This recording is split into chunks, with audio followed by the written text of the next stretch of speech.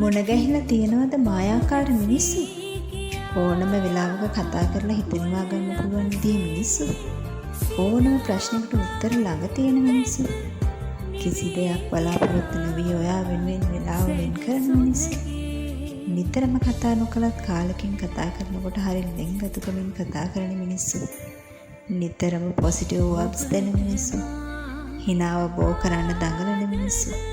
අනිවාර්යයෙන්ම ජීවිතේ එකම එක වතාවකදී හරි ඔයාට එහෙම මිනිස්සුන් ලබස මගහැර ගන්න එපා.